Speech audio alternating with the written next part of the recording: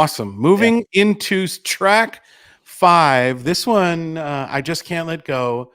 I'm a huge fan of the guy that originally wrote and recorded this. And this honestly came from Tony Orlando. Right. When I was kind of playing what I call dailies, or what the film industry calls dailies, when you look back at what was recorded that day, I had gotten it to a point where I had recorded our vocal, and a unique twist on this one. So David Pack of Ambrosia wrote this song, and it was on his solo album, and he had my dear friend who's on the wall right above my cap, me and James Ingram. Yes. I miss that man so much.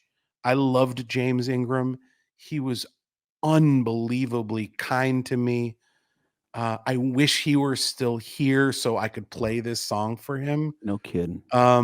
And Michael McDonald, they sang the background vocals with David Pack and of Ambrosia, for those of you that don't know who David Pack is. And Tony suggested doing this as a duet. Yeah. With me and Aaron. And as I was kind of working through the lyric sheet and trying to figure out how to split, if we were going to take a lyric and do it as a duet, it is where it is now. And I personally, I think it works. I think it works as a duet. It's interesting. Yeah, it's kind of funny. I was bugging you from the beginning when we were searching for songs, and you were resistant towards doing a duet, just conceptually. But here we are. And wow, I was so attracted to this song many years ago. Same. I just loved the track. It was so great. And the melody and the chorus and those harmonies are David Pack is a master of that feel. That solo album is so good. It got pulled from, it's not on streaming services all of a sudden. So hopefully it comes back. It disappeared. I don't know why. Right.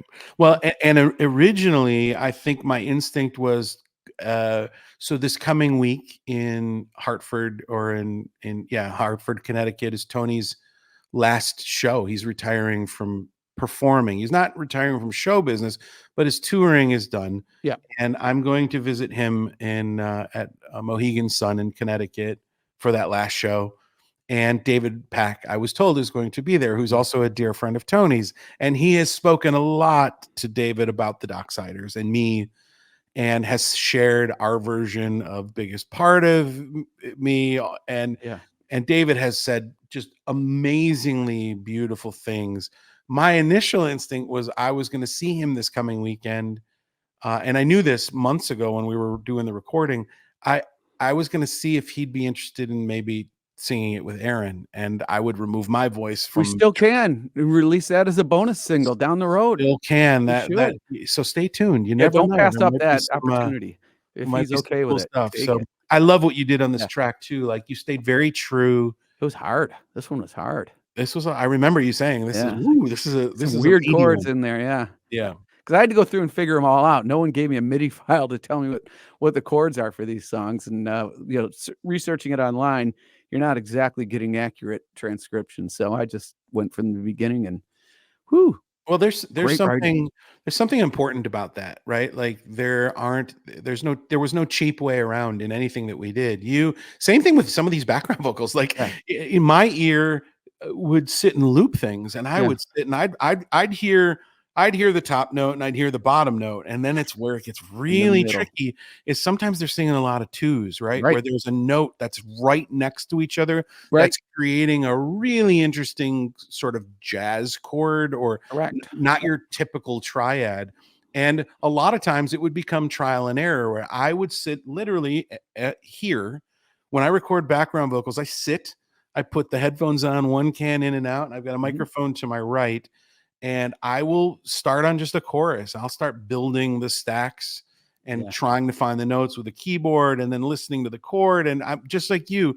I think, again, when people listen to this album, sonically, I think it'll be really easy for people not to hear any cheating, right? We didn't cheat and have any we had to figure these masterful productions out. Yes. And I remember even there was another track that you said, it'll come to me as we're getting into the, but you were like, wow, this is Yeah, because It was a sometimes these chords are so thick and it isn't obvious, like, you hear the piano player playing "Plunk," here's the Yeah. chord.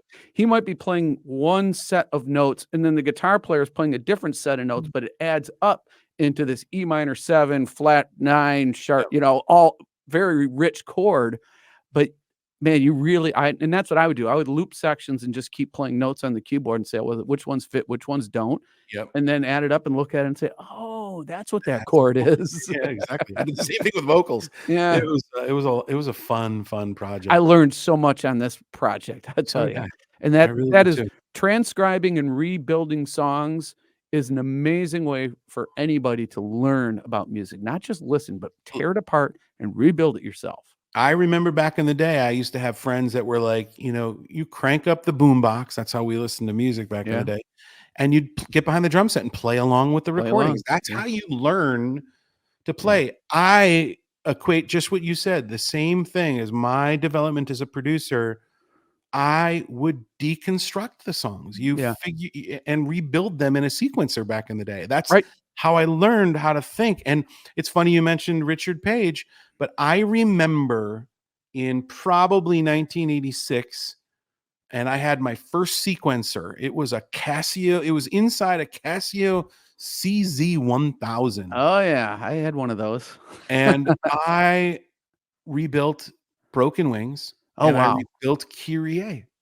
Ooh, And I remember learning those synth parts and yeah, then adding them into a sequencer that could then play it back for me, and then right. you could change and make a bass sound and add a bass part, and no clue that I was training, Learning, yeah, learning, deconstructing, and then part by part bringing it back. Anyway, we digress yeah, a little bit. yeah. Let's get back into the record.